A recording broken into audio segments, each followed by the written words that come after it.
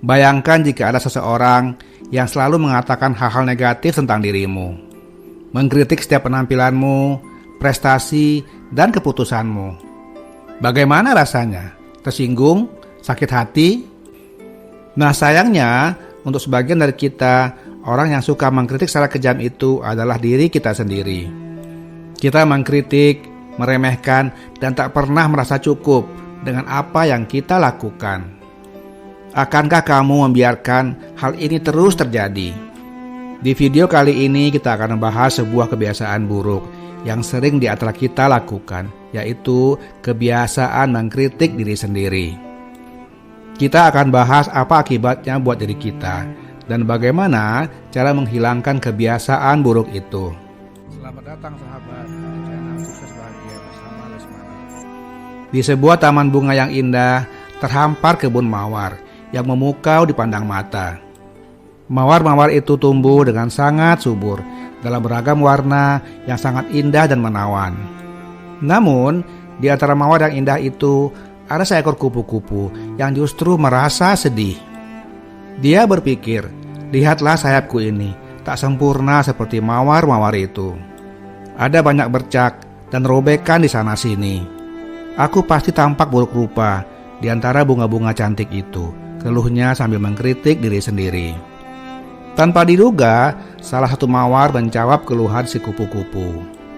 Temanku, benarkah engkau merasa rendah hanya karena beberapa kecacatan di sayapmu? Apakah engkau tidak tahu bahwa justru ketidaksempurnaan itulah yang membuatmu istimewa? Kupu-kupu itu terkejut mendengarnya. Apa maksud mawar? Lihatlah aku dan kawan-kawanku, jawab si mawar.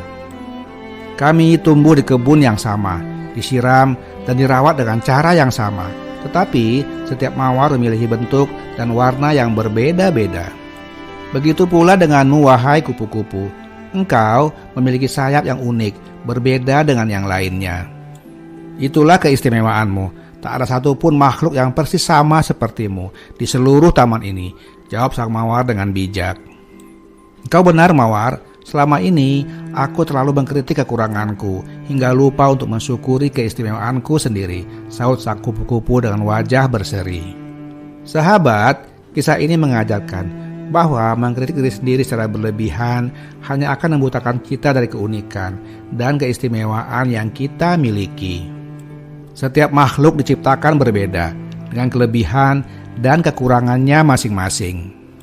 Begitu juga dengan kita. Setiap kita pasti mempunyai kelebihan dan kekurangan masing-masing. Tidak ada yang sempurna.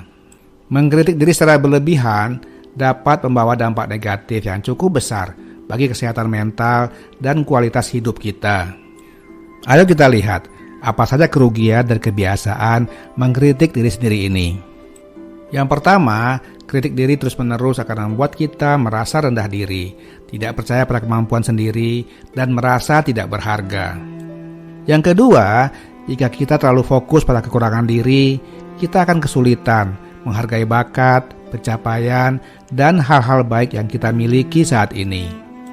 Selanjutnya, pola pikir negatif dan kritik diri dapat memicu stres, kecemasan, bahkan depresi jika dibiarkan terus-menerus.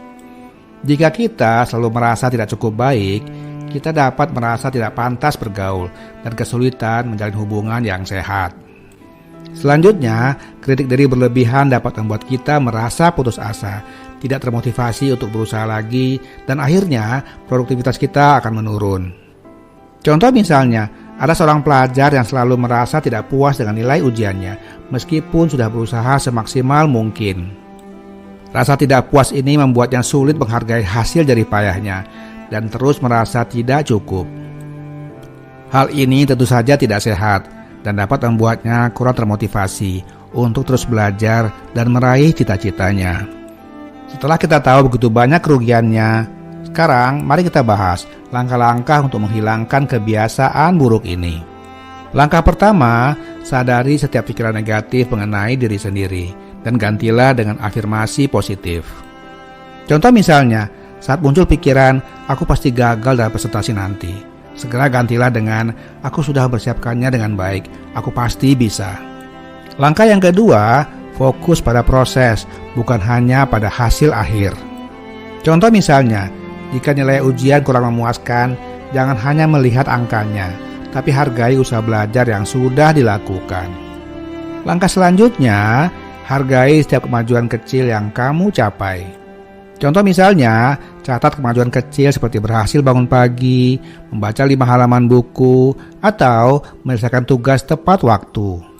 Hal ini sangat membantu menghargai diri sendiri. Kemudian langkah selanjutnya adalah berbicara dengan diri sendiri seperti berbicara dengan teman. Contoh misalnya, tanya pada diri sendiri, jika sahabatku gagal dalam hal ini, akankah aku mengkritiknya sedemikian rupa? Jika tidak, jangan perlakukan diri sendiri seperti itu.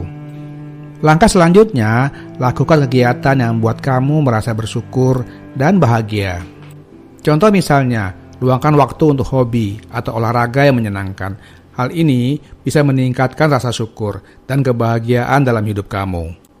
Jadi sahabat, mulai sekarang berhentilah mengkritik diri sendiri secara berlebihan. Ingatlah bahwa tidak ada yang sempurna. Yang penting, kita terus berusaha menjadi versi terbaik dari diri kita sendiri. Hidup ini terlalu berharga untuk dihabiskan dengan terus mengkritik diri kita sendiri. Mari kita menghargai usaha kita masing-masing dan terus termotivasi untuk maju meraih impian-impian kita. Seperti kata pepatah, tak ada gading yang tak retak. Begitu juga diri kita, pasti ada kekurangan. Yang terpenting adalah kita terus memperbaiki diri, tidak menyerah, dan menerima diri kita apa adanya. Terima kasih sahabat telah menonton video ini. Semoga bermanfaat. Jangan lupa untuk subscribe, like, dan komen. Sampai jumpa di video berikutnya. Salam sukses dan bahagia.